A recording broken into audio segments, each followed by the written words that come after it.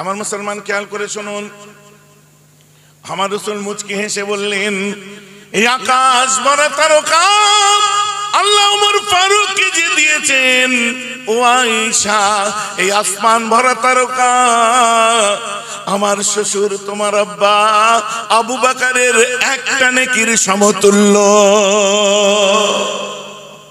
আবু বকরের একটা নেকি গো, আমার আবু বকরের একটা নেকির সমতুল্য। হ্যাঁ, কি করে হয়? পরিধিটা বুঝতে হবে। বাইতুল মালে প্রয়োজন হলো, সাহাবারা দান করো দান করো, মুসাল্লা পেতে দিলেন আল্লাহ রাসূল, দান করো। উসমান গানি আসলেন, বিশাল অর্থবিত্ত সম্পূর্ণ মানুষ। কি দিলে উসমান? বলছে আমার সম্পত্তির 4 ভাগের 1 ভাগ দিয়ে দিয়েছি। ওমর ফারুক চলে আসলেন, সব ধনী মানুষ ছিলেন। ওমর কি দিলে গো? বলছে হুজুর নেস, আমার যা সম্পত্তি অর্ধেক দিয়ে দিলাম। সিদ্দিক একবার আসছে, কাঁধে একটা বস্তা নিয়ে। আল্লাহ রাসূল দূর থেকে দেখি চোখ ভরা পানি। আবু বকর সিদ্দিক কাছে এসেছেন, আসার পরে আবু বকর কি নিয়ে আসলেন? ঘেমে গেছে। হুজুর এই এনেছি। বস্তাটা ঢেলে দিলেন। ওর মধ্যে কড়া, হাঁড়ি, খুন্তি, চাল, আপনার কি বলে জবের আটা, ছুঁচ, সুতো, সব। রাসূলের চোখে পানি। আমার পাগল আবু বকর, ঘরে আবু কুহাফা ওনার আব্বা আছে, আসমা আছে, বাড়ি কি সব নিয়ে চলে এসেছে? আবু বকর কি নিয়ে এসেছেন? আমার বাড়িতে যা ছিল হুজুর, খুঁজে খুঁজে আমি সব দিয়ে দিয়েছি। আপনি বলুন না সুবহানাল্লাহ। আপনার বুড়ো বাপ আবু কুহাফা আছে, আসমা, বাড়ির সংসার, আপনার সবকিছু আছে, আপনি সব দিয়ে দিলেন, বাড়িতে কি রাখলেন? এই তো রাসূলুল্লাহর দিকে দেখাচ্ছে আপনাকে। হ্যাঁ, ইয়া রাসূলুল্লাহ, আমার ঘরে আমার আল্লাহ তার রাসূলকে রেখে এসেছি। বলুন না সুবহানাল্লাহ। আমার রাসূল ছাগল চড়াতেন, তাহলে কত গরিব ছিলেন। গুরবাতের জীবন, গরিবী জীবন আমার রাসূলের ছিল, কিন্তু আমার রাসূল ইচ্ছা করলে উহুদ পাহাড় সমান সম্পত্তি সাথে করে নিয়ে ছোট থেকে ঘুরতে পারতেন। আমার আল্লাহ তাকে গুরবাতের জীবন দিয়েছিলেন, কারণ তিনি যে গরিবদের নবী। বলেন না সুবহানাল্লাহ। এমন মুসলমান খেয়াল করে শুনুন, ইসমাইল একটুখানি ইতিহাসে যাই, তাহলে বুঝতে সুবিধা হবে। ইসমাইল আলাইহিস সালাম থেকে একটাই নবী এসেছে, যেটা হলো আমাদের সোনার নবী, দয়ার নবী, চাঁদ নবী, কলিজা নবী, জান নবী, আমাদের প্রাণ নবী। আর বাকি যত নবী এসেছে সব ইসরাইল নবী থেকে এসেছে, বনি ইসরাইল তাদেরকে বলে। ইব্রাহিম নবীর বড় ছেলের থেকে একটাই মাত্র নবী এসেছে ইসমাইল আলাইহিস সালাম থেকে, সেটা হচ্ছে আমাদের মুহাম্মদুর রাসূলুল্লাহ। তাই কি দুঃখ ওদের? নবীজির জন্ম হতে খুশি হয়নি? খুশি হয়নি, দুঃখ, বুক ফেটে যাচ্ছে দুঃখে। বলছি ইসমাইল আলাইহিস সালামের ছেলের নাম হচ্ছে নাবেদ। তাই কুফাররা আমার রাসূলের উম্মত, আমাদের মুসলমানদের অনেক সময় নিপ্তি নিপ্তি নিপ্তি বলে রাগাতো। কথা বুঝতে পারছেন না? এই নাবেদের ছেলের নাম হচ্ছে মাদ ইবনে আদনান। এই মাদ ইবনে আদনানের নপুরুষে একজন জন্ম নিয়েছিলেন, যার নাম হচ্ছে গালিব ইবনে ফিহর। এই গালিব ইবনে ফিহরের নেশা ছিল, একটা নেশা উঠেছিল যে আমি আত্মহত্যা করব, সুইসাইড করব। পাহাড়ের গুহায় গুহায় গুহায় গুহায় ঘুরে বেড়াতেন, যে আমি পাহাড়ে যাব, গুহার মধ্যে বিষাক্ত সাপ আমাকে কামড়াবে, আমি মরে যাব। আত্মহত্যা করার ডিসিশন নিয়েছিল। তো কোনো এক সময় একটা গুহার মধ্যে গেছে, সেই গুহার মধ্যে যাওয়ার পরে দেখে অনেক সোনা মণি মুক্ত জওয়াহিরাত একদম থলি ভর্তি ভর্তি সব রাখা আছে। একটা করে নিয়ে আসে, নিজের সংসারে খরচা করে, গরিবদের মধ্যে বিলি করে, আবার নিয়ে আসে। ওই থলি তুললো, ধন দৌলতের থলি কাঁধে তোলে। এই থাইলিওয়ালাকে আরবি ভাষায় কি বলা হয়? কুরাইশ। তো সেইখান থেকে কুরাইশ বংশ স্টার্ট হয়েছিল। বলুন না সুবহানাল্লাহ। কুরাইশ মানে অর্থের থলিওয়ালা, থলিওয়ালা তাকে কুরাইশ বলে। কিসের থলি ছিল? অর্থের। যার জন্য কুরাইশরা দেখবেন গরিব হয় না, ধনী হয় আল্লাহর তরফ থেকে। আমার কথা বাদ দেন, একটু একটু তাও আল্লাহর দিন আল্লাহ ঠিক সুন্দর করে চালায়, কোনো টেনশন নেই। বুঝতে পেরেছেন? কিস্তিতে মোবাইল কিনে ওই আপনার কি বলে কমেন্ট করি না, হ্যাঁ পাশা পাকা রাস্তায় পাছাটা কি কমেন্ট করি না, বুঝতে পারছেন? একটু কম করে দাও। আমার মুসলমান এত বলি তাও লজ্জা হয় না। আসলে ওয়াজ পুরুষ হলে না, এরা শোনাবার জন্য এত সুন্দর করে 2 ঘন্টার বক্তব্যকে সারাক্ষণ ধরে শুনছে, 2 ঘন্টা ধরে দুবার করে শুনছে, শোনার পরে 8 মিনিট 10 মিনিট বার করছে। আপনারা কেউ দেখছেন ওই 10 মিনিটের ভিডিও দেখছেন, মনে করছেন ওই 10 মিনিট না,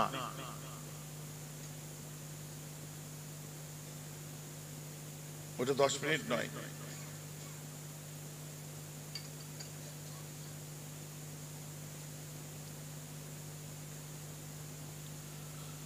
ওই ভিডিওটাকে কেটে কেটে কেটে কেটে যখন ছোট করে, ওই সময় এদের দম বেরিয়ে যায়, বুঝলেন?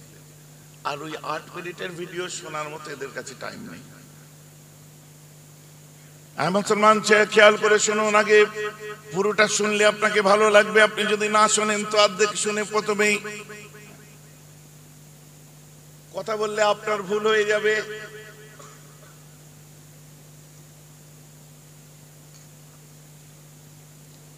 গালিব ইবনে ফিহরের 5ম পুরুষ একজন জন্ম নিয়েছিলেন, যার নাম হচ্ছে কোসাই কুরাইশি। কোসাই কুরাইশির 6 জন ছেলের মধ্যে উল্লেখযোগ্য 2 জনের নাম আমরা পাই, আব্দে মান্নাফ, আব্দেদার।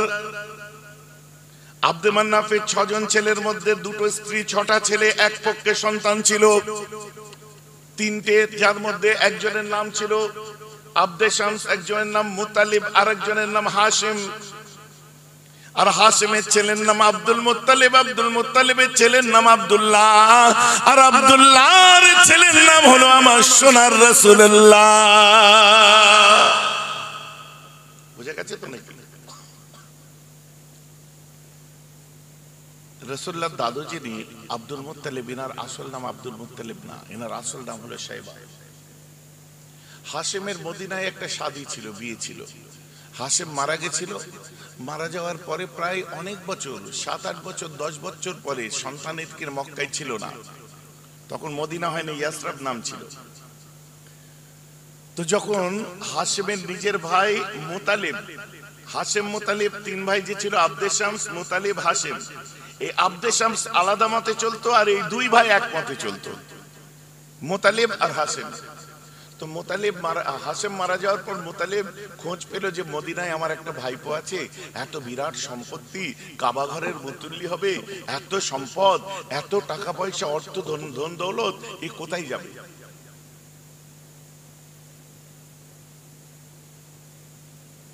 কোথায় যাবে এত ধন দৌলত? ভাবির কাছে চলে গিয়ে বললো, শুনুন, এই যে আপনার সন্তানের আব্বার নাম হাশিম। বলে, হ্যাঁ আমি জানি তো। বলছে, হাশিম কে ছিল জানেন? হ্যাঁ, একজন বড় ব্যবসায়ী ছিলেন। শুধু ব্যবসায়ী নয়, হাশিম ছিলেন আরব দুনিয়ার সঙ্গে বহির্বিশ্ব, যেগুলো আরবের মধ্যে প্রতিবেশী দেশ, ওই দেশের সাথে শুল্কমুক্ত বিজনেস চালু করেছিলেন, ট্যাক্সলেস বিজনেস চালু করেছিলেন এই হাশিম, আজও পর্যন্ত চলে। ইতিহাস লুকিয়ে আছে। আমার রাসূল কল্পনার বশীভূত হয়ে আপনি চিন্তা করলে হবে না, আমার রাসূল বাস্তবভাবেই পৃথিবীতে একটা বিশাল রিগার্ড নিয়ে এসেছিলেন। ভাবি বলে, না আমার ছেলে দেবো না, আমাদের স্বামীর শেষ নিশানি আমি দিতে পারবো না, কোনো মতেই আমি দেবো না, এ আমার দ্বারা সম্ভব নয়, আমি পারবো না কোনো মতেই। বলতে থাকলেন নানা কথা, 7-5। আমার মুসলমান খেয়াল করে শুনে রেখে দিন, বুঝিয়ে শুনিয়ে যখন ভাবিকে বললো যে ইনি অনেক বড় সম্পত্তির মালিক হবে, সম্পদের মালিক হবে, একটা গভর্নরের মতো ওজন নিয়ে তিনি চলতেন, আর আল্লাহর কাবা ঘরের মুতুল্লি আপনার সন্তানটা হবে, এবারে দেবেন কিনা বলুন?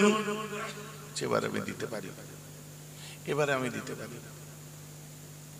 আচ্ছা, আমাকে কেউ জানিয়েছিল, এর মধ্যে আছেন কিনা জানি না, আমাকে একটু প্রশ্ন করেছিলেন আগে, যে বললেন যে আজকে চণ্ডীগড়, এটা চণ্ডীগড় তো, হ্যাঁ গোবরা, গোবরা, হ্যাঁ গোবরার ওখানে চণ্ডীগড় পাশেই, তাহলে চণ্ডীগড় আছে। তো ওরা জিজ্ঞেস করেছিল যে আল্লাহ রাসূল সাল্লাল্লাহু আলাইহি ওয়াসাল্লামের পর থেকে তো মানে আমরা নবীর উম্মত হয়েছি, আল্লাহ রাসূল কোন নবীর উম্মত ছিলেন? আপনাদের অনেকের মনে প্রশ্ন থাকে। তো আমি সেই ভাইয়ের জন্য প্রসঙ্গত আসলে একটু বলে দিই, আল্লাহ রাসূল ছিলেন হানিফ মুসলমান। হানিফ মুসলমান কাদেরকে বলে জানেন? আল্লাহ রাসূল সাল্লাল্লাহু আলাইহি ওয়াসাল্লাম তিনি মিল্লাতে ইব্রাহিমী, ইব্রাহিম নবীর মিল্লাতে এসেছে। অতএব ইব্রাহিম নবীর মত নীতি আকীদা যারা মানত, আল্লাহর সঙ্গে কারো যারা শরীক করত না, আমার রাসূল তো ইব্রাহিম নবীকে পাননি, আমার নবী শ্রেষ্ঠ নবী, আমার রাসূল শ্রেষ্ঠ নবী, আমার রাসূল স্বয়ং একজন রাসূল, স্বয়ং নবী, সেদিনও নবী, যেদিন এসেছে সেদিনও নবী, কিয়ামত পর্যন্ত আমার রাসূল রাসূল। তা আমার রাসূল তখন এই যে এত আইয়ামে জাহেলিয়াতের যুগে এই আগুন পুজো, এই পুজো, সেই পুজো, লাত উজ্জা মানাত হাবল, এত কিছু উপাসনা আরাধনা করত, আমার নবী এদের কারোর সঙ্গে মিশতেন না। আল্লাহ রাসূল চুপটি করে চলে যেতেন কোথায়? হেরা গুহায় চলে যেতেন। হেরা গুহায় যে আল্লাহর ইবাদত করতেন, কোনোদিন কারোর সাথে শিরক করেননি। মিল্লাতে ইব্রাহিমী অনুযায়ী আমার আল্লাহকে তিনি মানতেন, এক আল্লাহ আছেন, ব্যাস, দরকার নেই আমার আর বাবা এইসব শিরক বেদাতের মধ্যে যাওয়ার, এইসব তার সঙ্গে শরীক করা। ওই হেরা গুহায় থাকতেন। থাকতে থাকতে আল্লাহ খুশি হয়ে আমার রাসূলকে রাসূল করে তো পৃথিবীতে পাঠাবেন, আল্লাহ এটা বড় মানে শেষ নবী করে পাঠাবেন, তার নিদর্শন নবীর শরীরেও দিয়েছিলেন। 40 বছর বয়সে হেরা গুহাতে ইবাদত করছিলেন, জিবরাইল এসে আমার রাসূলকে ওহী শুনিয়ে দিলেন, আমার নবী সেই থেকে নবী হলেন। জোরে বলেন সুবহানাল্লাহ। মাথায় ক্লিয়ার হয়ে গেল তো? এটা বড় প্রশ্ন ক্লিয়ার হলো। কিন্তু অনেকের মাথায় এটা থাকতো যে তাহলে উনি আগে কোন নবীর উম্মত ছিলেন, আগে কি ছিলেন? তাহলে আমার রাসূল, রাসূল হওয়ার পরে তো উম্মতে মুহাম্মাদি আমরা এসেছি। তো উনি ফলো করতেন মিল্লাতে ইব্রাহিমী, যেহেতু উনি কোনো শিরকের সঙ্গে জড়িত থাকতেন না, চুপচাপ উনি আল্লাহর ইবাদতের জন্য চলে যেতেন গারে হেরায়, নিচে থাকতেন না। আর গারে হেরা কত উঁচুতে হাজী সাহেবেরাও জানেন, গারে হেরা কত উঁচুতে যারা উমরা করেছেন তারাও জানেন, যারা করেননি আল্লাহ যে গারে হেরা দেখার সুযোগ করে দিক, বলুন আমিন। চলো বুঝিয়ে শুনিয়ে ছেলেটাকে যখন নিয়ে আসছে, খুব সুন্দর দেখতে, সুন্দর যারা দেখতে হয় তাদেরকে আরবিতে শাইবা বলা হয়, শুভ্র, মাথার চুল থেকে নিয়ে সব কি সুন্দর। যখন কাবা ঘরের সামনে মক্কায় প্রবেশ করলো, সবাই বলে এত সুন্দর সন্তান কোথা থেকে এলো, এত সুন্দর ছেলেটা কে, নাক নকশা এত সুন্দর কে এটা। তো ওই সময় কেউ কেউ বললো আপনার মুতালিব নিয়ে এসছে, তো মুতালিব হাশিমের ভাই মুতালিব, মুতালিব নিয়ে আসছে যখন, ওটা মুতালিবের গোলাম, আর গোলামকে আরবিতে বলা হয় আব, আর মুতালিবের গোলাম আব্দুল মুত্তালিব, সেই থেকে সাইবার নাম হয়ে গেল আব্দুল মুত্তালিব। এই আব্দুল মুত্তালিব রূপে বিখ্যাত হয়ে গেলেন। আব্দুল মুত্তালিব যখন বড় হলেন, আল্লাহকে বললেন, আল্লাহ আমার 10টা ছেলে দেবেন আপনি। 10টা ছেলে দিয়েছিলেন, আর 10টা ছেলে দিলে একটা ছেলে আমি আপনার রাস্তায় কুরবানি করব। এই রে, জবাই করবেন। তারপরে আব্দুল মুত্তালিব তিনি জমজমের কুয়া খুঁড়তে আরম্ভ করলেন। আপনারা শুনেছেন বিখ্যাত ঘটনা, জমজম কূপ থেকে একটা সোনার হরিণ পেয়েছিলেন, একটা সোনার তলোয়ার পেয়েছিলেন। এই সোনার হরিণ আর বড় সোনার হরিণ আর তলোয়ার কত মূল্য হবে খালি ওইটুকুই চিন্তা করে দেখেন, বাকি সম্পত্তি বাদ দেন। সেটাকে নিয়ে কাবা ঘরের মধ্যে সাজিয়ে রেখে দিয়েছিলেন। উনি 10টা সন্তান চেয়েছিলেন, আল্লাহ 10টা ছেলে তাকে দিলেন। এক মায়ের পক্ষে 2টো ছেলে ছিল, একটার নাম আবু তালেব হযরত আলী রাব্বা, একটার নাম আব্দুল্লাহ আমার রাসূলুল্লাহ রাব্বা। বলেন না সুবহানাল্লাহ। বোঝা যাচ্ছে তো নাকি? সুর টানে গেলে অনেক লং হয়ে যাবে। আবু তালেব বড় ছিলেন। আব্দুল মুত্তালিব এসে বললেন, বাবু আমি তো একটা ছেলেকে কুরবানি করবো ভেবেছিলাম, তুই ঘরে যে 10টা ছেলের নাম কাগজে মানে কিছুতে লিখে আমি ফেলেছিলাম, যার নাম উঠবে তাকে কুরবানি করবো ভেবেছিলাম। তো নাম যখনই উঠছে, যখন তুললাম দেখি আব্দুল্লাহ, তোমার ওই ছোট মাসুম সুন্দর দেখতে ওই ভাইটার নাম উঠেছে। তখন আবু তালেব বললেন, আব্বাজান আপনি মুফতিদের সঙ্গে আলোচনা করেন, জ্ঞানীগুণী মানুষদের সঙ্গে আলোচনা করেন। সব মুফতিরা আসলো, জ্ঞানীগুণী মানুষেরা আসলো। তখন বললো, এক কাজ করেন, আপনি একদিকে আপনার 10টা উট লিখুন, আর একদিকে আপনার 10টা ছেলের নাম লিখুন। মাফ করবেন, আব্দুল্লাহর নাম লিখুন। যার নাম উঠবে, ধরেন আব্দুল্লাহর নাম উঠলো, 20টা উট করবেন, আবার আব্দুল্লাহ। এইভাবে যথাক্রমে যতবার নাম তোলে আব্দুল্লাহর নাম ওঠে, আবার নাম তোলে আব্দুল্লাহর নাম ওঠে। 30টা উট আব্দুল্লাহ, 40টা উট আব্দুল্লাহ, উট বাড়াচ্ছে, 50টা উট আব্দুল্লাহ, 60টা উট আব্দুল্লাহ, 70টা উট আর আব্দুল্লাহর নাম রাসূলের আব্বা, আবার আব্দুল্লাহ, 100টা উট। তখন দেখা যাচ্ছে উটের নাম উঠেছে, বলুন না সুবহানাল্লাহ। তো 100 উট কুরবানি দিয়েছিলেন একটা শিশু বাচ্চার জন্য, ছোট ছেলের জন্য। আমার প্রশ্ন এই জায়গায়, একটা গরিব 100টা উট কুরবানি দিতে পারে? এখনকার দিনে একটা উটের দাম কত? হজ করতে যান শোনেন, তাহলে তখনকার দিন যে দামটা ছিল, তখনকার মুদ্রাস্ফীতি অনুযায়ী, তখনকার মানি টাকার ভ্যালুয়েশন অনুযায়ী নিশ্চয় তখন অনেক ছিল। এটা কোনো গরিবের কাজ, ভিখারির কাজ? হত্যা সুজা না। সূক্ষ্ম করার কথার মার পাচে ওয়াজের টানে টানে ফ্লোতে ফ্লোতে আমার রাসূল ছিলেন আপনার, ওই নাউজুবিল্লাহ ওটা মুখে আসবে না। গরিবের ছেলে তো দূরের কথা, ওই যে আপনার এইসব কথা নবীর শানে আসে না ভাই। নবীর ক্ষেত্রে উচ্চারণ করা যায় না, আমরা গুনাহগার।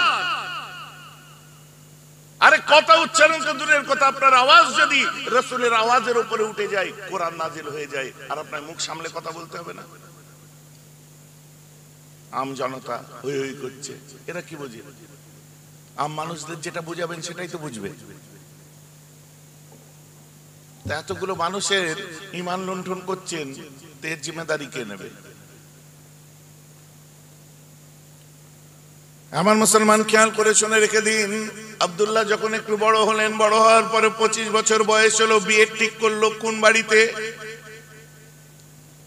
মক্কার কুরাইশ খানদানের একটা সম্ভ্রান্ত পরিবার, যে পরিবারটা হচ্ছে জোহরি খানদান বলা হয়। আল্লাহ রাসূলের নানার নাম ছিল আব্দুল ওয়াহাব জোহরি।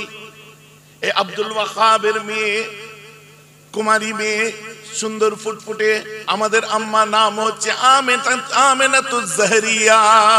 জোহরি খানদানের আমেনার সঙ্গে বিয়ে হলো কার? আমার রাসূলের আব্বা আব্দুল্লাহর। বিবাহ করে সুন্দর দিন কাটছে, ছেলে বড়, ছেলে আপনার স্ত্রীকে নিয়ে সুখে আছে। আমার রাসূল পেটে আসলেন, আম্মা জানের পেটে আমার হাবিব তাশরিফ এনেছে এখন। আর ওই সময় আব্দুল মুত্তালিব নবীজির দাদু ছোট ছেলেকে বললেন, তুমি এখন একটু ব্যবসার কাজে বাইরে যাও। কোথায়? সিরিয়ায় চলে যাও। সিরিয়া মানে তখনকার দিনের নাম হচ্ছে শাম, এখনকার নাম সিরিয়া। মক্কা থেকে উত্তরে, আরব থেকে উত্তরে চলে যাও। মনটা খারাপ, স্ত্রীকে ছেড়ে চলে যাবে, সিরিয়া চলে গেলেন। যাওয়ার পরে ওই যে একটা ওয়াজ ছিল না, আরে আমার নবীজি পানি, নবীর আব্বা পানি পানি করতে করতে মরুভূমিতে ছটপট করতে করতে মারা গেল। ওইসব কথা বলবেন না, এইসব ওয়াজ চলে না। পড়ুন ভালো করে। আমার রাসূলের আব্বা, আপনার আব্বার যে নানা, আমার রাসূলের আব্বার নানার বাড়ি ছিল ইয়াসরাব, মানে আব্দুল মুত্তালিবের মামার বাড়ি হচ্ছে ইয়াসরাব, যেখান থেকে আব্দুল মুত্তালিবকে আনা হয়েছিল। মনে পড়ছে তো নাকি? ওই ইয়াসরাবের কাছাকাছি, মদিনার কাছাকাছি যে আমার রাসূলের আব্বা অসুস্থ হয়ে পড়েন। আর একা যাননি, তিনি ছিলেন একটা বিশাল বড় পাওয়ারফুল মানুষের ছেলে, ধনী পরিবারের ছেলে। জমজমের কূপ খুঁড়তে গিয়ে যিনি সোনার হরিণ পেয়েছে, সেটা পেটে খায়নি, সাজিয়ে রেখে দিয়েছে।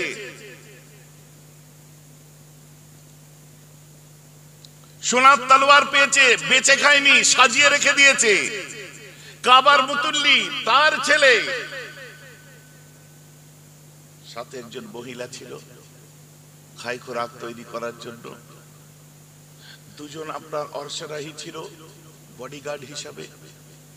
একটা উটের পিঠে সামান ছিল, পিছনে 7টা উট ছিল। ওই বড় উটটা মুকদ্দমাতুল জায়েশ ছিল। ওই বড় উটের ভিতরে শুধু এনার যা যা প্রয়োজনীয় জিনিস সেগুলো ছিল। একজন মানে চিকিৎসা করতে পারে, তাৎক্ষণিক যে ফার্স্ট এড দিতে পারবে তেমন একজন মানুষ দিল। এইভাবে একাধিক মানুষের কাফেলা তৈরি করে ছেলেকে পাঠালো। একটা ফার্নিচার কুরাইশ যখন আপনার এখানে এসছে, তো আপনার সেই দোলতলা থেকে যে কতগুলো বাইক নিয়ে আপনারা সব কনভয় করতে করতে আসছেন, আর খোদ রাসূলের আব্বা যখন মদিনায় যাচ্ছে একা চলে গেল। বোকা বোকা কথা না? আমরা যেখানে দাঁড়াচ্ছি 20-30 জন 50 জন লোক দাঁড়িয়ে যাচ্ছে, আর তা নয় তিনি একা বেরিয়ে গেল। আমার রাসূলের আব্বা ইন্তেকাল করলেন, নবীজি 6 মাস মায়ের পেটে। এখন পর্যন্ত কি মনে হলো আমার রাসূল কি গরিবের বাচ্চা ছিলেন? না বলেন না, এখন কি মনে হচ্ছে ভিখারি? নাউজুবিল্লাহ, ওই ভাষাটা দিয়ে যারা আলোচনা করে সেই গরিবের ছেলে ছিলেন? আমার রাসূল ছিলেন সম্ভ্রান্ত এবং খুব বনেদি পরিবারের সন্তান, যাদের সম্পত্তি ছিল অনেক। হ্যাঁ, আমার রাসূলকে গুরবাতের মধ্যে আমার রাসূলকে এনে দেওয়া হয়। কেন? আমার আল্লাহ গরিবদের নবী, অসহায়দের নবী। আমার রাসূল ইন্তেকালের সময় তার সম্পত্তির পরিধি ছিল প্রায় অর্ধ পৃথিবী। জোরে বলেন না সুবহানাল্লাহ। আমার আল্লাহকে গরিব রেখে দিয়েছেন, পেটে পাথর বেঁধে থেকেছেন, নিজের খাবার অন্যের মুখে তুলে দিয়েছে, কারণ ফজল খরচা করেননি। গুরবাতের জীবন ছিল আমার রাসূলের। গরিব দরদি নবী, প্রকৃত গরিব দরদি নবী, প্রকৃত গরিব দরদি লিডার ছিলেন আমার রাসূল। দুনিয়ার নেতার মতো নয়, সামনে ঠোঁটের পাউডার লাগিয়ে দেখাচ্ছে আমি বুক শুকিয়ে গেছে তোদের জন্য ঘুরে ঘুরে। আসলে এয়ার কন্ডিশন গাড়ির ভেতরে বিদেশি আপনার আমেরিকান পিৎজা রাখা আছে। আমার কথা বুঝতে পারছেন? আমার রাসূল দুনিয়ার বুকে তাশরীফ আনলেন। যেদিন আমার নবী দুনিয়ায় তাশরীফ এনেছেন, তাশরীফ আনার সাথে সাথে গোটা পৃথিবীর মধ্যে আমার আল্লাহ একটা আলোড়ন সৃষ্টি করে দিয়েছিলেন, কারণ আমার রাসূলের জন্ম হয়েছে। আমার নবী দুনিয়ার বুকে তাশরীফ এনেছেন। ফাজা মুহাম্মদ বাশীরান ওয়া নাযীরা ফাসাল্লু আলাইহি কাসীরান কাসীরা। আল্লাহুম্মা সাল্লি আলা সাইয়্যিদিনা নাবিয়িনা শাফিয়ানা ওয়া হাবিবানা ওয়া মাওলানা মুহাম্মদ ওয়া আলা আলিহি ওয়া আসহাবিহি ওয়া বারিক ওয়া সাল্লিম। আমার রাসূল দুনিয়ায় এসেছেন, সারা পৃথিবীতে একটা আলোড়ন পড়ে গেছে। আমার নবী যখন দুনিয়ায় আসে, ইরানের যারা অগ্নি পুজো করত, আগুনকে পুজো করত, 3164 বছর ধরে সেটা পুজো করত, আগুনটা বন্ধ হতো না। একজন যেত আর একজন সেটাকে আবার বলতে আপনার তেল টেল দিয়ে জিয়ে রাখতো, আবার যেত আর একজন। যে বুঝতে পারছেন তো? হঠাৎ করে দেখা যায় একদিন দপ করে সেই আগুনটা বন্ধ হয়ে যায়। অবাক হয়ে গেল, কি ব্যাপার? এত সরিতা, এত তেল, এত কিছু দিয়ে কোন রকমে আর জ্বালানো যায় না। আপনারা নাম শুনেছেন রোম সম্রাটের অট্টালিকা, বাইজেন্টাইন রোম, কনস্টান্টিনোপল, যেটা তখনকার দিনে নাম ছিল কুস্তুনতুনিয়া। রোম সম্রাট দেখলো তার অট্টালিকা থেকে 14 খানা পাথর হঠাৎ হুড়মুড়িয়ে ভেঙে পড়লো। চিন্তায় পড়ে গেল যে এখন কি আর্থকোয়েক হচ্ছে, ট্রিমার নাকি, এটা ভূমিকম্প হলো নাকি, কিসের জন্য 14টা পাথর ভেঙে পড়লো? অবাক কাণ্ড। কোথায় এটা? বুঝিয়ে দিচ্ছে একটু পরে। আমার রাসূলের দাদু ছিলেন কাবা ঘরের ভিতরে, হঠাৎ করে লক্ষ্য করলেন কাবা ঘরের মূর্তিগুলো সব মাথা উপর করে করে ভেঙে পড়ে গেছে, সিজদায় পড়ে গেছে। চিৎকার দিয়ে বাইরে বার হয়ে এসে দেখে সাফা মারওয়া পাহাড়ের দিকে লক্ষ্য করে দেখে সাফা মারওয়া পাহাড়টা থরথর করে কাঁপছে। কি হলো রে বাবা? টেনশনে পড়ে গেছে সব। এমন হচ্ছে কেন দুনিয়ায়? কে করছে এগুলো? সাফা মারওয়া পাহাড় ওই মৌলী সাহেবের বাপ লড়াতে পারবে? ওর দাদু পারবে? তুমি পারবে? আমি পারবো? আমার বাপ পারবে? বুঝতে পারছি। কে লড়াবে? কে কাঁপাচ্ছে? কাবার মূর্তিগুলো ভেঙে পড়ে গেল কেন? কিসের জন্য?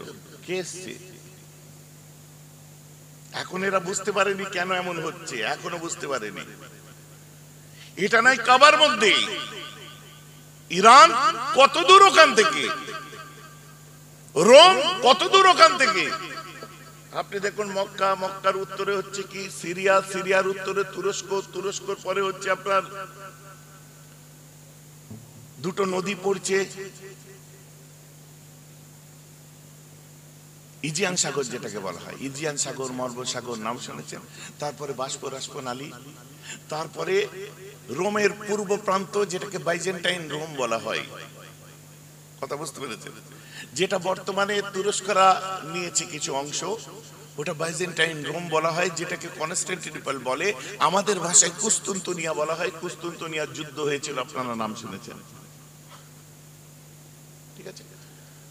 এত দূরে পাথর ভেঙে পড়লো, তার মানে এর ব্যাখ্যা হচ্ছে এটাই যে ওই 14টা পাথর ভাঙলো যে দেখলো রাজা, ওই বাদশার 14টা রাজার পরে অটোমান সাম্রাজ্যের 1451 হিজরিতে অটোমান সাম্রাজ্যের সম্রাট দ্বিতীয় মোহাম্মদ ওখানকার মুসলমানরা আপনার ইস্তাম্বুল জয় করলো আর হায়া সোফিয়াকে মসজিদ বানালো। জোরে বলেন না সুবহানাল্লাহ। হায়া সোফিয়া নাম শোনেননি? যেমন হ্যাঁ, তুরস্কের হায়া সোফিয়া ইস্তাম্বুল জায়গায়, যেমন ওই আপনার ওই ওয়েস্টার্ন ওয়াল নিয়ে চলছে না, ওই প্যালেস্টাইনিদের সঙ্গে চলছে আপনার ইসরায়েলিদের, ঠিক এরকম হায়া সোফিয়া এরকম একটা মাঝে মধ্যেই ঝামেলা লাগে দেখবেন বলে আমাদের। আমার মুসলমান খেয়াল করে শুনে রেখে দিন, সেই আপনার কোথায় বাইজেন্টাইন রোম যেটা ইস্তাম্বুল জয় করলো, যেটা সেখানকার পাথর ভেঙে পড়ছে, ব্যাপার কি? কেসরার 13টা পাথর ভেঙে পড়লো, ব্যাপার কি? সব অবাক হয়ে যাচ্ছে। কোন এক সময় মক্কার বাজারের মধ্যে একত্রিত হয়ে সব গল্প করছে, বলছে এই গত কিছুদিন আগে সোমবার ছিল, ওটা হঠাৎ ভোরের দিকে দেখলাম যে আপনার ওই সাফা মারোয়া পাহাড়টা থরথর করে কাঁপছে, দেখলাম কাবার ভেতরে মূর্তিগুলো ভেঙে পড়ে গেছে।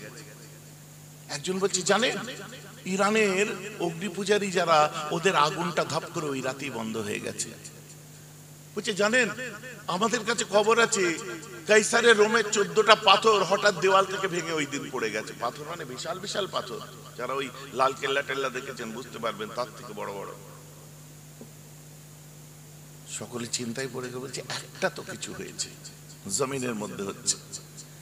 ওদিকে জিনরা বলা করছে, শয়তান জিন যারা, তারা বলছে আমরা আগে আল্লাহ আর ফেরেশতাদের মধ্যে যে আলোচনা হতো সে আলোচনাগুলো যে শুনতাম, আর এখন যখন আকাশে আল্লাহ আর ফেরেশতাদের আলোচনা শুনতে যাই, আকাশ থেকে অগ্নিশিখা দ্বারা আমাদেরকে মারা হয়, এতে কোনো জিন মারাও যায় আর কোনো জিন পঙ্গু হয়ে যায়। কথা বলতে আপনারা বলেন ভাইজান এসব গল্প কোথায় পেয়েছেন?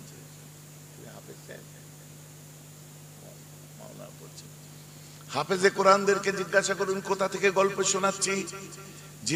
জিনেরা আপনার যখনই উঠতে যায় আগুন চুনে মারে। কোথায়? সূরাতুল জিন খুলুন, কোরআন পাক খুলে দেখে নিন। বিসমিল্লাহির রহমানির রহিম।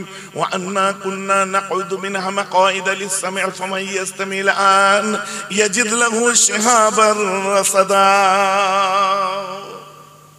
আল্লাহর কোরআন তো বলছে আমরা শয়তান আপনার আল্লাহ আর ফেরেশতাদের যে কথা হতো আমরা চুপ চুপ করে যে শুনতাম, এখন যখন আকাশের কাছাকাছি যায়, ওই হ্যালিং ডিস্টেন্সের মধ্যে যখন পৌঁছায়, আমাদেরকে ক্ষেপণাস্ত্র দ্বারা আগুন দ্বারা মারা হয়। ওই মুরব্বীরা বলে না, যখন উল্কি দেখতে পাই আমরা, টুটতা হুয়া তারা উল্কি, মুরব্বীরা কি বলতো? শয়তান আকাশে উঠতে যায় আর ফেরেশতারা ওদের আগুন ধরিয়ে দেয়, বলতো না? আমি বললাম না কথাটা বুঝিয়ে দিতে, বলতে কি বলতো না? তো কথাটা রাইট কথা, ওরা ঠিকই বলতো। শয়তান উঠতে যায়, ওখানে গেলি সঙ্গে সঙ্গে ফেরেশতারা আগুন দিয়ে মারে আর এই আগুন ধরে যে ফিরে আসে। কোরআনের কথা, মুরব্বীরা সব বাজে কথা বলে, ওটা নয়। আমার মুসলমান খেয়াল করে শুনে রেখে দিন, ইয়ামানের নাসিবাইন বলে একটা শহর আছে। এই নাসিবাইন শহরের 9 জন জিন, কেউ বলছে 20 জন।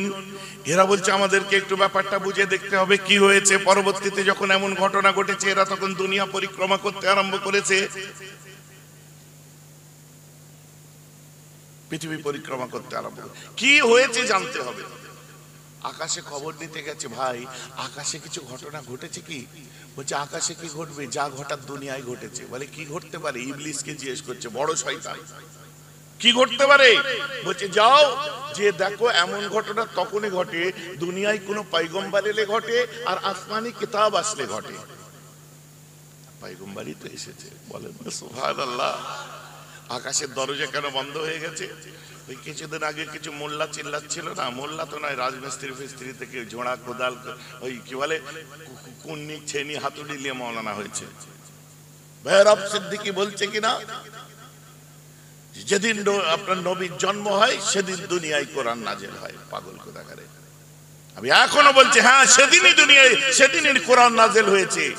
আল্লাহ রাসূল যেদিন দুনিয়ায় এসেছেন, ওই দিন প্রথম আপনার কি বলে লওহে মাহফুজ থেকে প্রথম আসমানে কোরআন নাজিল হয়েছে। আর ওই জায়গাটার নাম হচ্ছে বাইতুল ইজ্জত, যার জন্য আল্লাহ আসমানের দরজা বন্ধ করে দিয়েছিলেন। বলুন না সুবহানাল্লাহ। এখনো তো আমি ওই একই কথা বলছি। যদিও দলিল চাও আমি এক্ষুনি শোনাবো না, আমি চাচ্ছি এদের চেলা চামুন্ডারা ফটফট করছে, আসলে তো দেখছেন আস্তে আস্তে আস্তে যত দিন যাচ্ছে সব জাহের হয়ে যাচ্ছে। তাদের মৌলানাই তাদের বিরুদ্ধে কথা বলছে, তাদের মৌলানাই তাদেরকে জাহেল বলছে। অতএব 2-4 দিন ভাইরাল হলে কাজ হবে না। তুমি ভাইরাল হয়েছো, দেখা যাক তুমিও বসো আমিও বসি, বসে তোমার ভাইরাল হওয়া বক্তার তেজ কত আর আমাদের একটু কিতাব ঘাঁটার তেজ কত একটু দেখা যাক। ইউটিউবাররা যদি দুনিয়ায় না থাকতো তোমাদের মতো বক্তাদেরকে কেউ চিনতই না। যাও যে লোটাই করে পানি নিয়ে এসো, নিয়েছি ইউটিউবারদের পায়ের নিচেটা ভালো করে ধুয়ে জিভ দিয়ে চাটো, তাহলে তোমাদের আরো বেশি ভালো হবে। তোমাদের ইউটিউবার ছাড়া তোমাদের চলবে না। তোমরা আল্লাহ রসুলের জন্য ওয়াজ করো না, ইউটিউবারদের জন্য ওয়াজ করো ফেমাস হওয়ার জন্য। আর ইউটিউবাররা ছিল বলে দুনিয়া চিনেছে, আর নুন খেলে নেমোখানামি করতে নেই, ওদের পায়ে কদম বসি করোগে যাও। সেই সবই তো বের পার হয়েছে ওইসব, কি বলবো ওইসব কি বোধহয় রাজমিস্ত্রি। হ্যাঁ আচ্ছা, তাই না? ওই যে বললে, ওই যে বললে না এই রাজমিস্ত্রি টেস্ট্রি, আমি বলছি না এইখানেই বোধহয় সেট হয়ে যাবে।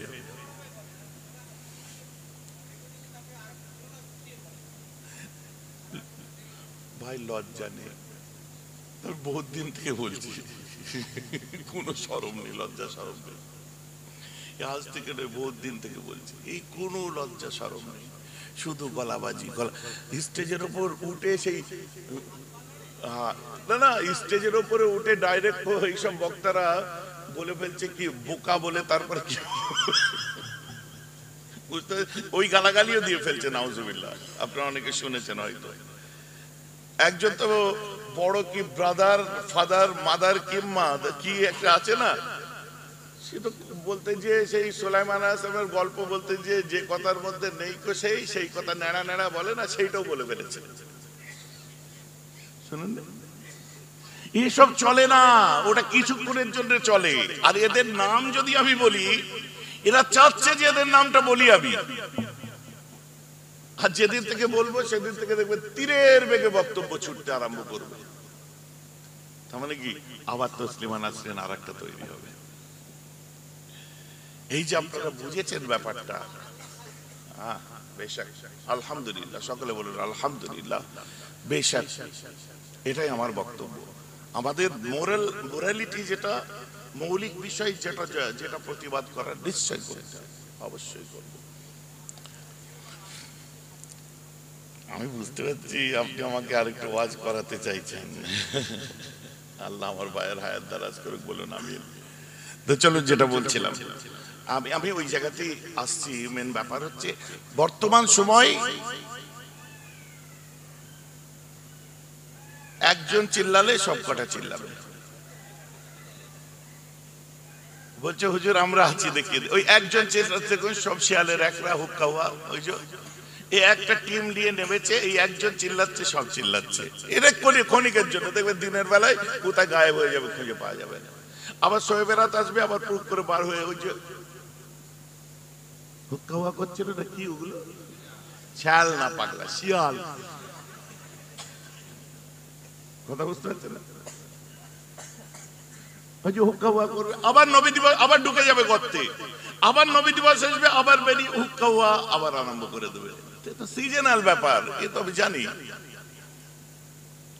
আমাদের তো সিজনাল ব্যাপার এখানে হচ্ছে, এরপরে বাংলাদেশ হবে, বাংলাদেশের পর ইন্দোনেশিয়া, মালয়েশিয়া, সিঙ্গাপুর, কোন জায়গা বাদ যাচ্ছে আমাদের। কথা বুঝতে পারছেন? চলুন আমার মুসলমান, খেয়াল করে শুনুন। আমার রাসূল দুনিয়ার বুকে তাশরীফ আনলেন, ওরা নিজেরা যুক্তি করলো কোথা থেকে কি হচ্ছে দেখতে হবে, কেন এমন ঘটনা ঘটলো। তো ওরা ঠিক করলো এমন এক জায়গায় যেতে হবে যেখানে গেলে এর ফায়সালা পাওয়া যাবে। কোথায়? বলছে চলো একটা জায়গায় যাই, যে জায়গাটা হচ্ছে গণৎকার আছে, গণৎকার গুণিনের কাছে যে জিজ্ঞাসা করি ও বলতে পারবে। বলে ইয়ামানের একটা বিখ্যাত গুণির নাম হচ্ছে সাতি, সিন তয় তয় ইয়া হে সাতি। এই সাতির কাছে চলো। সাথীর কাছে গেলে ও বলে দেবে। এরা সব গেছে ইয়ামানে, সাথী দেখছে একটা ব্লাডার, সেই ফুড প্রহিসালে সবে সব মুসাফির ফকিররা আসে না, দেখবে শুধু পেটটা আছে, এইটুকুটুকু হাত, এইটুকুটুকু পা, যেন একটা ব্লাডারের মতো আছে। বলি এই কথা বলবে কি করে, গর্দান মুখ এক হয়ে আছে। বলছে ওকে চিমটি কাটো, খোঁচা মারো, রাগাও, ওকে গোঁজা মারো, ও রেগে যাবে যখন তখন ও কথা বলবে দেখবে। আর তাই ওকে যে খোঁচা মারতে আরম্ভ করলো, রাগাতে আরম্ভ করে, বলছে কেন জ্বালাচ্ছিস, কি হয়েছে বল। বলছে এইরকম এরকম ব্যাপার ঘটেছে। বলছে আসমানি কিতাব এসেছে আর কোন পয়গম্বর এসেছে, খোঁজ লিখে যা। ওই দিনে কোনো বাচ্চা জন্মেছে দেখা যায়। আরো মক্কায় ফিরে এসে আলোচনা করছে, এই দিন কি কারো বাচ্চা হয়েছে? গণৎকার বলেছে। তো তাদের বিশ্বাস সেটা ছিল, আমাদের বিশ্বাস গণৎকারে নয়। একটা তওরাত ইনজিল পড়নেওয়ালা ইহুদি আলেম, মুসা নবী ঈসা নবীকে যারা ফলো করতো, দাউদ নবীকে ফলো করতো, তারাও মুসলমান ছিল, একজন বিখ্যাত আলেম। ওই কথাটা শুনে কাউকে কিছু না বলে মক্কার ঘরে ঘরে খোঁজ নিতে গেছে, তোমাদের কি বাচ্চা হয়েছে, তোমাদের বাড়িতে বাচ্চা হয়েছে, তোমাদের বাড়িতে বাচ্চা হয়েছে। তখন তো আর ইন্টারনেট ছিল না, ফেসবুক ছিল না, কারো বাচ্চা হলেই ফটো শেয়ার করে দিল বা খবর দিয়ে দিল। আমার রাসূলের ঘরের সামনে গিয়ে বলছে, মাগো কেউ আছেন? বলছে না, আমার তো স্বামী নেই, আমি একজন স্বামীহারা মানে মা। বলছে আপনার কি এই গত অমুক দিনে কোনো বাচ্চা হয়েছে? বলছে হ্যাঁ আমার বাচ্চা হয়েছে। বাচ্চা হয়েছে? বলে হ্যাঁ। বলছে আচ্ছা ওই বাচ্চাটা কি বিধবার ঘরে জন্ম নিয়েছে? বলে হ্যাঁ বললাম তো আমার স্বামী নেই। আচ্ছা আচ্ছা ওই বাচ্চাটা একটু বলুন তো দেখি, ও কি খেজুরের দেশে হিজরত করবে বড় হয়ে? বলছে ওটা আমি বলবো কি করে, এখন তো ছোট। আচ্ছা ওই বাচ্চাটা সাদকা দান খাবে না, শুধু হাদিয়ার টাকা নেবে, মানে হাদিয়ার অর্থ গ্রহণ করবে, হাদিয়া গ্রহণ করবে? যে এটাও বলতে পারবো না, বড় হলে বুঝতে পারবো, বাচ্চাটা আমাকে দিন। আমার রাসূলকে কোলে দিয়েছে, ঘুরিয়ে ফিরিয়ে এদিক ওদিক করে দেখছে, আর আমার রাসূলকে কাঁদতে লাগছে। আমার রাসূল তত হাসছে, গোলাপ ঝরে পড়ছে। বলেন না সুবহানাল্লাহ। বলবেন গোলাপ ঝরে পড়ছে, এটা কোন কিতাবে লেখা আছে? কোন কিতাবে লেখা নেই রে পাগলা। আমার মহাব্বত, আমার দিল বলছে আমার নবী হাসলে গোলাপ ঝরে পড়তো। বলেন না সুবহানাল্লাহ। ওতে কোনো কিতাব লাগে না। আমার রাসূল কথা বললে গোলাপ ঝরে পড়তো, আমার রাসূল হাসলে মতি ঝরে পড়তো, আমার রাসূল চললে শরীর সেই রাস্তা খুশবুদার হয়ে যেত। আম্মা আয়েশাও তাই বলেছে। বলেন না সুবহানাল্লাহ। একটা ইভেন্টে আমার রাসূল গেছে, বড় বড় শাহিন শাহজাদি সব এক জায়গায় হয়েছে। এক জায়গায় হওয়ার পরে বলছে, আম্মা আয়েশাকে বলছে, আয়েশা কি মেখে এসেছো, এত খুশবু বার হচ্ছে কেন? কোন দেশের আতর, কোন দেশের সেন্ট মেখেছো? আম্মা আয়েশা বলছে, আমার বরের ঘাম মেখে এসেছি। সুবহানাল্লাহ। বলেন আমার বরের ঘাম মেখে এসেছি তো আমি। আহা, আমার রাসূলুল্লাহর ঘাম থেকে খুশবু বার হতো। সুবহানাল্লাহ। তোমার আমার মতো তো ছিলেন না তিনি। আমার মুসলমান খেয়াল করে শুনে রেখে দিন যেটা বলছিলাম। ঘুরিয়ে ফিরিয়ে দেখছে, ঘুরিয়ে ফিরিয়ে দেখছে, আমার রাসূল তত হাসছে, কুতুকুতু লাগছে। বাচ্চাদের একটু দাঁড়ানো করলে হাসে না? নূর নবী আমার হাসছে, সোনার নবী হাসছে। পিছনটা যে ফিরেছে, দুই কাঁধের মধ্যে একটা লাল রঙের বড় জরুল বলেন, আর একটা একটু উঁচু গোস্তের টুকরো বলেন, দুই কাঁধের মধ্যে দেখতে পেয়ে বাচ্চাকে আমার রাসূলুল্লাহকে আম্মার কোলে দিয়ে দেয়। দিয়ে বাইরে এত চিৎকার করতে করতে কাঁদে, কাঁদতে কাঁদতে বেহুশ হয়ে যায়। আনন্দে নয়, দুঃখে কেঁদেছিল। দুঃখটা কি জানেন? ও ভেবেছিল যত নবী এসেছে সব বনি ইসরাইলের মধ্যে এসেছে, আর আখেরি জমানার একজন নবী আসবে। ও সেটা তাওরাতেও পড়েছে, ইনজিলেও পড়েছে, আর জাবুরেও পড়েছে। অতএব আখেরি জমানার নবীর দুই কাঁধের মধ্যে একটা মোহরে খাতমে নবুয়ত থাকবে, শেষ নবীর স্ট্যাম্প সিলমোহর থাকবে। ওই সিলমোহর শেষ নবীর যখন ওটা দেখেছে, সঙ্গে সঙ্গে বলছি তো নবী হয়ে গেছে, তো পয়গম্বর হয়ে গেছে। এই ছেলেই তো আপনার এর কাছে তো 40 বছর বয়সে ওহী আসবে, এ তো আমাদের কিতাবের সাথে মিলে গেছে। ওর দুঃখ হচ্ছে, ও ভেবেছিল শেষ নবীটাও ওদের মধ্যে আসবে, কিন্তু আল্লাহ শেষ নবীকে ইব্রাহিম আলাইহিস সালামের বড় ছেলে ইসমাঈলদের মধ্যে জন্ম নিয়েছে। রাসূলকে ইসমাঈলীদের মধ্যে জন্ম দিয়েছেন। একটাই নবী সমস্ত নবীদের সরদার ইমাম হয়ে গেছে একজন। আসুন, আমার রাসূল আস্তে আস্তে বড় হতে আরম্ভ করলেন। কত কি এর মধ্যে ঘটনা। আস্তে আস্তে বড় হচ্ছেন, বড় হতে হতে শৈশবে পৌঁছালেন, শৈশবে পৌঁছাবার পর কৈশোরে পৌঁছালেন। 18 বছর বয়স হলো। গরিবদের জন্য আমার রাসূল হেল্পফুল ফজল কায়েম করলেন, একটা স্বেচ্ছাসেবী সংস্থা। আমার রাসূলের 25 বছর বয়স হলো, বিবাহ করলেন। কাকে? আম্মা খাদিজাকে বিয়ে করলেন। খালি টাচ দিয়ে চলে যাচ্ছে। আমার রাসূলের 40 বছর বয়স আসলো, আমার রাসূলের কাছে ওহী আসলো। আমার আল্লাহ বলছেন, যাও দ্বীনকে প্রচার করতে আরম্ভ করো, ওদের মধ্যে চলে যাও, দ্বীনকে আপনি প্রচার করুন। এই হাবিব, যাদের মধ্যে ঈমান নেই তাদের কাছে ঈমান নেওয়ার জন্য বলুন। আমার রাসূল জাবালে আবু কুবাইসের উপরে যে উঠে যায়, জাবালে আবু কুবাইস উঠে যে সাহাবা ইকরামদেরকে বললেন, শোনো, আমি মুহাম্মদ যে কথা বলবো সেটা কি তোমরা শুনবে?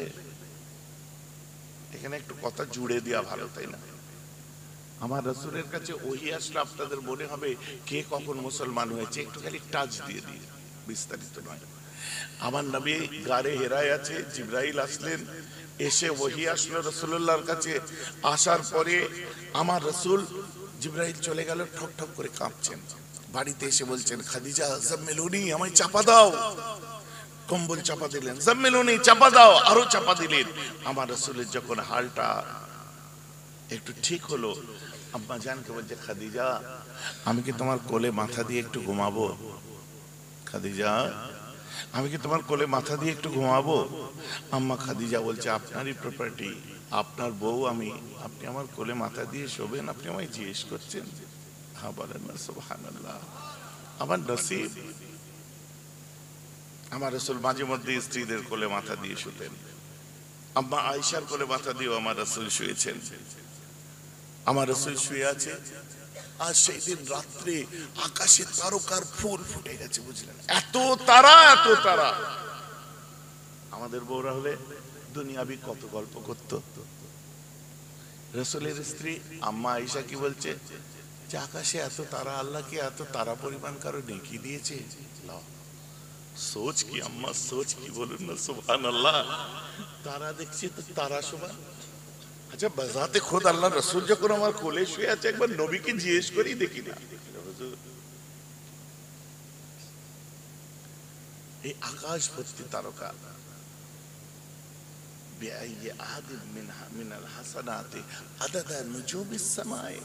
এই আসমান ভর্তি এত তারকা পরিমাণ নেকি কি আল্লাহ কাউকে দিয়েছে? এত নেকি কারো আমলনামায় আছে?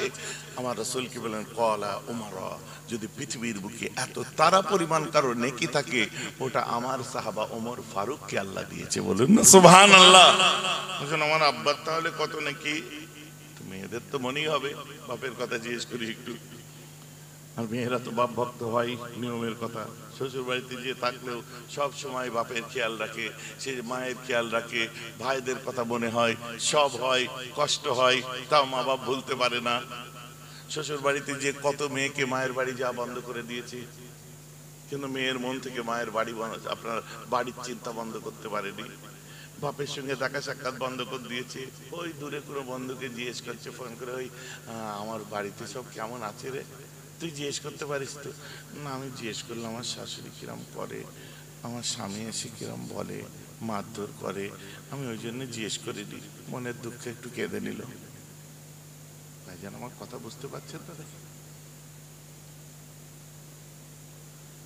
একটা কথা মাথায় রাখতে হবে, যে আপনার নিজের বাপকে ছেড়ে আপনার বাপকে বাপ বলে ডাকছে, নিজের মা ছেড়ে আপনার মাকে মা বলে ডাকছে, নিজের ঘর ছেড়ে আপনার ঘরকে ঘর করে নিয়েছে, নিজের ভাই ছেড়ে আপনার ভাইকে দেওরকে ভাই বলে ডাকছে, নিজের মাকে মা বলে ডাকতো, আপনার মাকে আম্মাজি আম্মাজি বলে ডাকছে। কথাটা আমার বুঝতে পারছেন তো নাকি? একটু গৌর করা দরকার।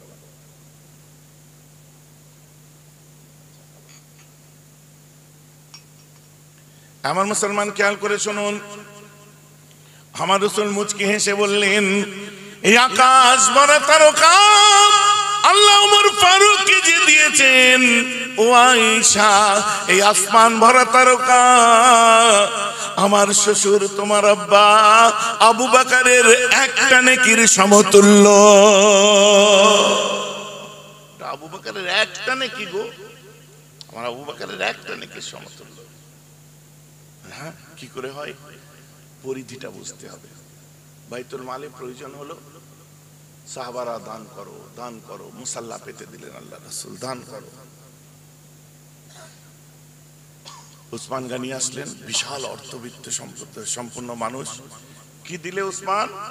বলছে আমার সম্পত্তির 4 ভাগের 1 ভাগ দিয়ে দিয়েছি। ওমর ফারুক চলে আসলেন, সব ধনী মানুষ ছিলেন। ওমর কি দিলে গো? বলছে হুজুর নেসফ, আমার যা সম্পত্তি অর্ধেক দিয়ে দিলাম। সিদ্দিক একবার আসছে, কাঁধে একটা বস্তা নিয়ে। আল্লাহ রাসূল দূর থেকে দেখি চোখ ভরা পানি। আবু বকর সিদ্দিক কাছে এসেছেন, আসার পরে আবু বকর কি নিয়ে আসলেন? ঘেমে গেছে। হুজুর এই এনেছি। বস্তাটা ঢেলে দিলেন। ওর মধ্যে কড়া, হাড়ি, খুন্তি, চাল, আপনার কি বলে জবের আটা, ছুঁচ, সুতো, সব। রাসূলের চোখে পানি। আমার পাগল আবু বকর, ঘরে আবু কুহাফা ওনার আব্বা আছে, আসমা আছে, বাড়ি কি সব নিয়ে চলে এসেছে? আবু বকর কি নিয়ে এসেছেন? আমার বাড়িতে যা ছিল হুজুর, খুঁজে খুঁজে আমি সব দিয়ে দিয়েছি। আপনি বলুন না সুবহানাল্লাহ। আপনার বুড়ো বাপ আবু কুহাফা আছে, আসমা, বাড়ির সংসার, আপনার সবকিছু আছে, আপনি সব দিয়ে দিলেন, বাড়িতে কি রাখলেন? এই তো রাসূলুল্লাহর দিকে দেখাচ্ছে আপনাকে। হ্যাঁ, ইয়া রাসূলুল্লাহ, আমার ঘরে আমার আল্লাহ তার রাসূলকে রেখে এসেছি। বলুন না সুবহানাল্লাহ।